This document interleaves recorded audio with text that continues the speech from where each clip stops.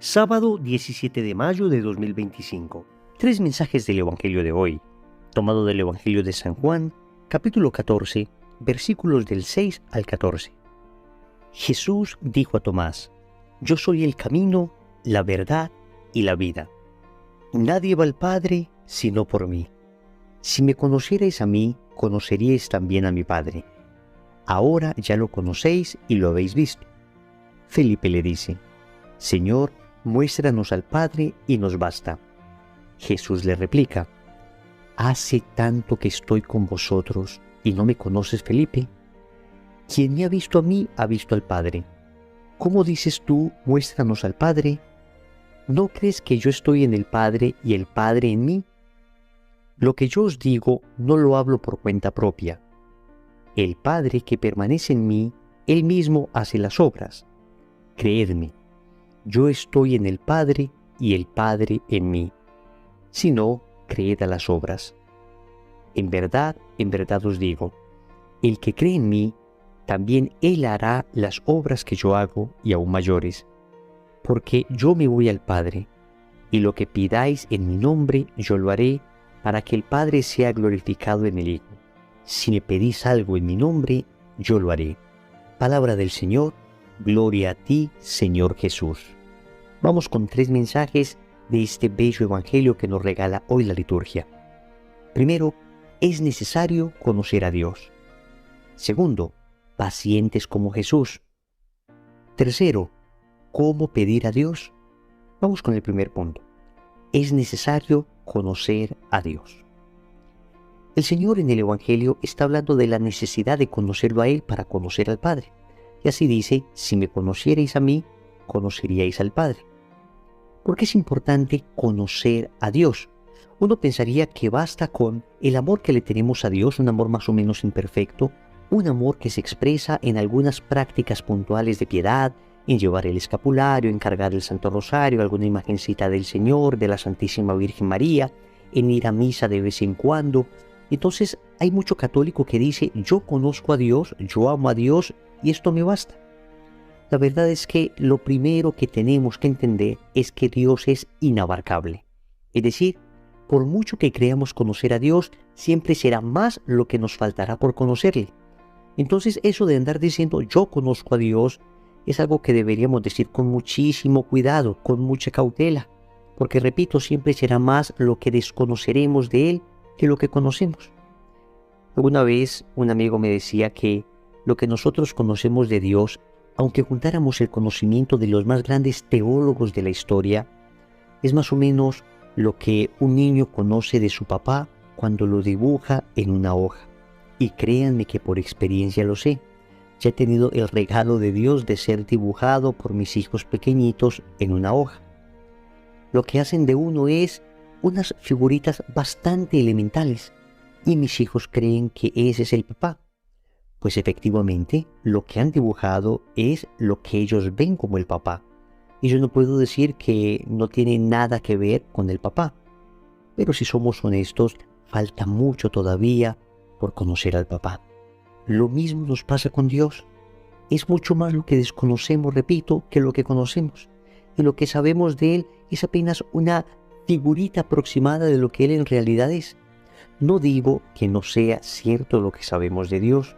No digo que no podamos tener acceso a Él. Si Dios nos hubiese dejado sin acceso al conocimiento de Él, entonces sería imposible amarlo. Porque en realidad nosotros amamos lo que conocemos. Y luego, cuando amamos, entonces servimos. Ese es más o menos el orden siempre. Primero conocemos, luego amamos y luego servimos. Entonces es bastante importante dedicarnos a conocer a Dios. Hay que hacer un esfuerzo por conocerlo cada vez más. ¿Cómo se hace esto? Formándonos, queridos amigos, formándonos. Hay que darle tiempo a la formación católica.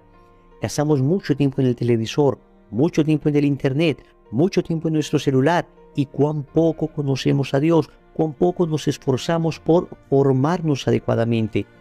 ¿Cuántos libros espirituales nos hemos leído en este año?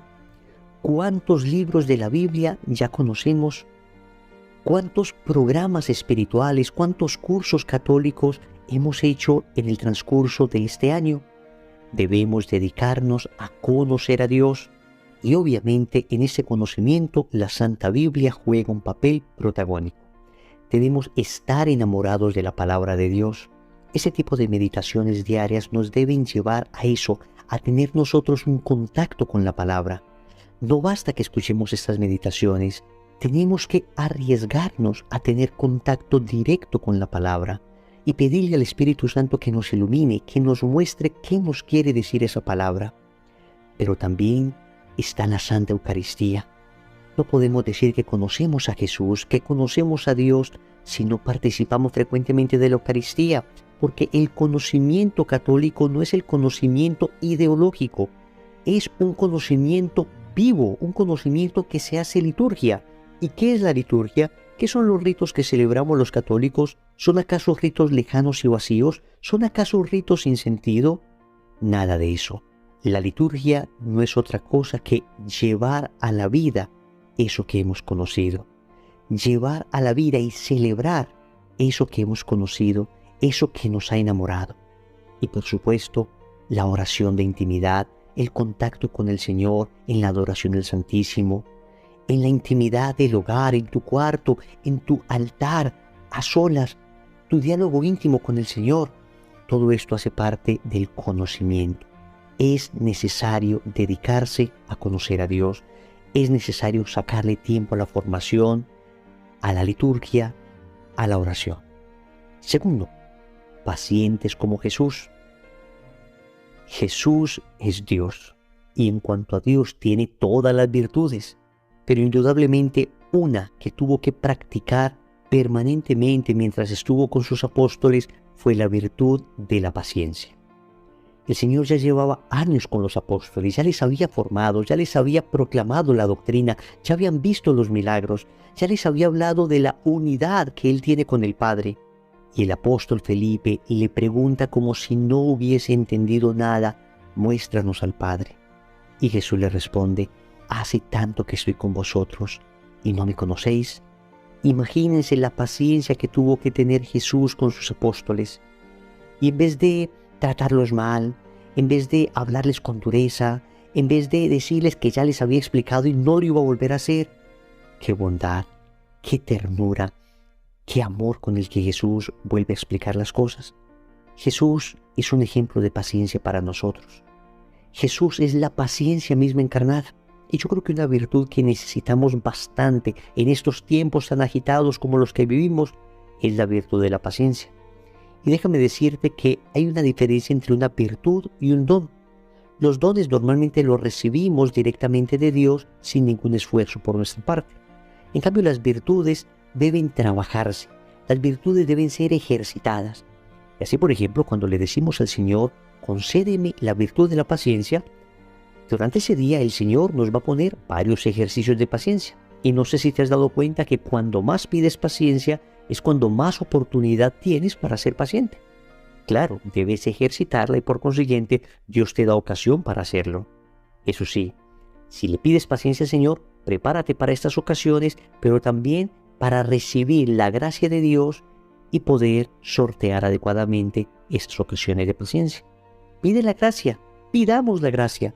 Creo que a todos nos falta algo de paciencia y el Señor nos muestra hoy con su ejemplo, con su ternura, con su paciencia infinita, cómo hemos de actuar cuando las personas pareciera que no nos han entendido nada después de un gran esfuerzo que hemos hecho.